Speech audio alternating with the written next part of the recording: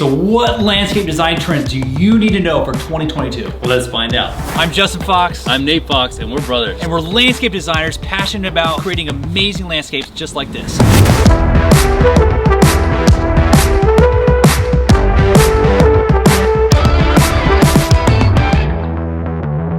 All right, so number one on this list is really important. Out with the modern, in with the natural.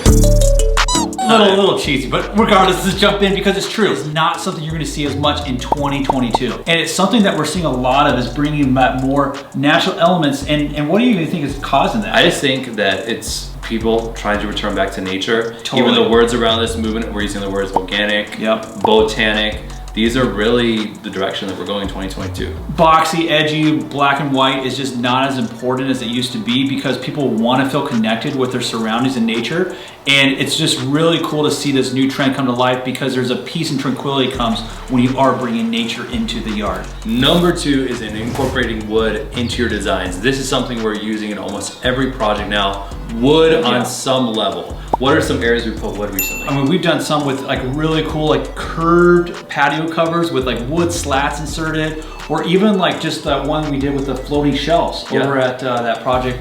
And it ties back to our point one, which is just creating towards natural and organic. And wood is such a great way because it's a structural element that you can use for practical purposes, like creating a patio cover. Or and it creates that softer, natural feeling. Exactly. That's what we're going for. It's a great thing that's often been misused or not used enough. And so we're gonna see that come back in 2022.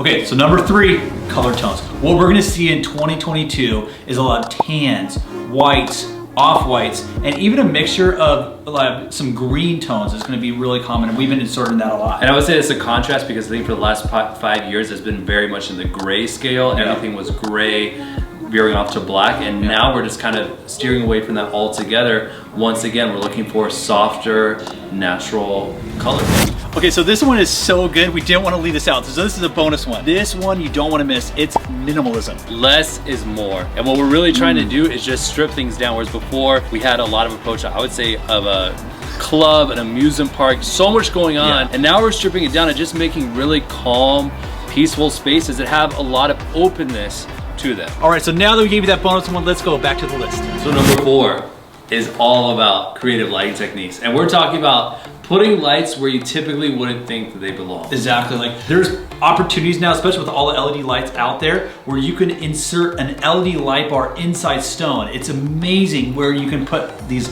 light bars. I mean, even the tree. Yeah, even the light tree. And I would say using it more as decoration instead of just function. Of course, you need your functional light to have that at night, but using it, thinking of it as a decorative element, similar to fire and water, to really elevate the space. You can create lights to create silhouettes on a wall. So instead of it just being the plant uplit, it maybe be backlit so you can see some of the texture of the leaves. And it really has a really artistic effect. Well, even the organic part, right, is like you often have like that beautiful like shade cover of a tree, and when it's bright outside, you have that beautiful leaf pattern on the sidewalk. Imagine now being able to silhouette that on top of a house or a wall. It's a really cool organic way to approach life. Number five is plants are gonna be the star of the show. And what I mean by that is truly bringing nature in isn't always just by the finishes, the tile, the stonework. It's about bringing plant life to focus. We even started using plants as a focal point. It's true. Projects. Whereas before it was always creating some artificial object,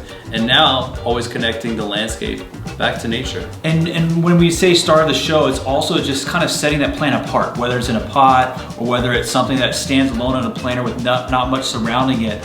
It being a focal point, like Nate said in and of itself, is something that allows that feeling of tranquility to come to life, and it's something we're gonna see a lot in 2022. So we're super excited about all the design trends that are coming in 2022. If you know any other trends, let us know in the comments. So we would love to see what you think is trending for 2022. Make sure to tag us on Instagram, FoxTerra Design, and we'll take a look and see what you have in mind for 2022. If you want more inspiration for your landscape design, watch this next video.